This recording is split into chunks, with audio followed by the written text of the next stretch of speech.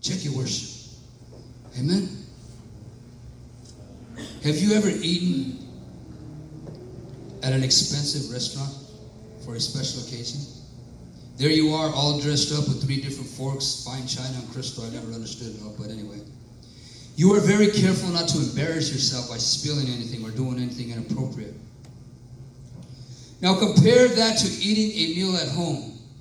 There you are in the comfortable clothes. You definitely only have 1 fork. If you are like Sarah and I, you are eating your meals relaxed and with no particular etiquette, amen? There is no fine china or crystal. If you drop something on the floor, you wait to see if the dog will eat it, amen? Obviously, you are cozy and comfortable. You see, God didn't design worship to be an expensive meal at a fancy restaurant. He designed worship to be a family meal, a time to come together in a comfortable setting with your brothers and sisters, amen? You don't have to get all dolled up. You don't have to look really good, amen? That's not what He designed worship to be. Amen? He designed worship to be a family meal, a time to come together in a comfortable setting with your brothers and sisters. One day, we will worship seeing the face of God, amen? This is a privilege for those who serve Him. If you attend church, this is a good thing. You are in the right direction. But until you serve, you are denying yourself from this privilege. Jesus insisted many times with His disciples that they should start serving Him on earth and to be faithful in the small things. John received the ultimate revelation about worship. As an angel was showing him on the things that are yet to come, he fell on his knees to worship. But the angel said this, Revelation 22:9. The angel said this. He said to me, don't do that. I am a fellow slave with you. Your brothers, the prophets, and those who keep the words of this book, worship God. Worship God, he said. John fell before the angel began to worship him, and he said, don't do that. I am a fellow servant with you and your brothers the prophets. And for those who keep the words of this book, he said, worship God. Not worship your job. Not worship your wife or your husband. Not worship your money. Worship God, he said. Worship God. Notice again that the worship is for those who serve. For those that God is looking for. True worship comes from the heart and not from the lips. Whew. Say it again. True worship comes from the heart and not from the lips, amen? It's not what you say. It's not what you sing, amen? Amen. Many Christians look like they worship, but they only sing songs. That got me. Many Christians look like they worship, but they only sing songs.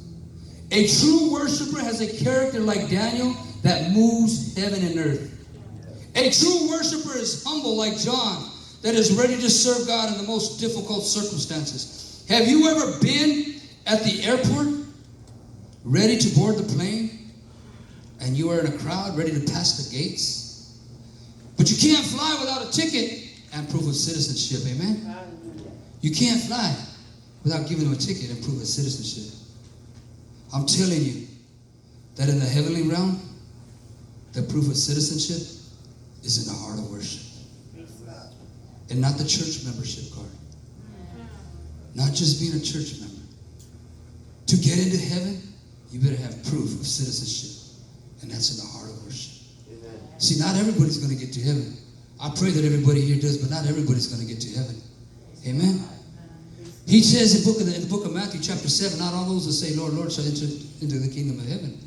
Amen? But those that do my will. Amen? But they said, but Lord, didn't we prophesy in your name? Didn't we cast out demons in your name? Didn't we do this event in your name? Didn't we do that, God? Didn't I do this, God? Didn't I do that? And what does he say? He says, depart from me, you that practice lawlessness. Because true worship wasn't inside of them. See, they used the banner of Christ to do things. They used the umbrella, of Christ to do things. But they didn't raise the banner of worship unto the Lord. Amen. You see, Proof of citizenship is in the heart of worship and not in the church membership card. Amen? Just because you come to church doesn't make you a worshiper of Christ. It's right here. It's who you are. It's how you conduct yourself. Matthew 22:11-14 says this. But when the king came in to look at the guests, he saw that there was a man who had no wedding garment. And he said to him, "Friend, how did you get in here without a wedding garment?" And he was speechless. Then the king said to the attendants, "Bind this man hand and foot and cast him out into the utter darkness. In that place there will be weeping and gnashing of the teeth, for many are called, but few are chosen." Amen? Don't have the wrong wedding garment on this morning that you get casted out. Amen? Today is a day of salvation. Today is a day that the Lord has made. Today is a day of redemption. Amen? Our Redeemer lives this morning. And it's time, church. As the worship team comes up, the ministers of music, it's time, church, this morning, church, to make it right with God. See, I can tell you about you. And just as I was praying there, we were worshiping this morning, the Lord was revealing some things that I can tell you about you. But it's up to you. It's up to you to step forward. Early in his career, Matt Redman, the popular Christian musician in Britain, was singing with his church's praise band when his pastor confronted them. They were proud of their musical performance, and he said, but they were neglecting true worship. Insulted by the charge, members of the band left the church. All that was there was, except Rodman, amen? Shortly afterward, he wrote his song, The Heart of Worship, which included these words, "I'm coming back to the heart of worship. It's all about you, Jesus." See, this morning when worship started, the keyboard wasn't playing right. I don't know if you noticed it, but I smiled, amen? I smiled because God was showing me that it wasn't about the music, it wasn't about the instrument, amen? It's about the worshipers in the congregation, John. Don't leave here the same, church. Let's stand. Let's stand.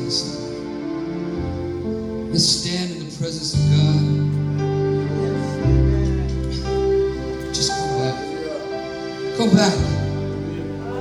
If you're far away, that's okay. He will receive you again, man.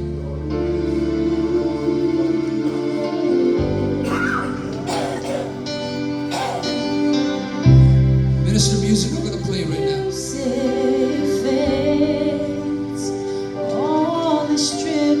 Come on. Just close your eyes. Paul said to examine yourself this morning, amen? Examine yourself. Do you have the wrong wedding garments on this morning?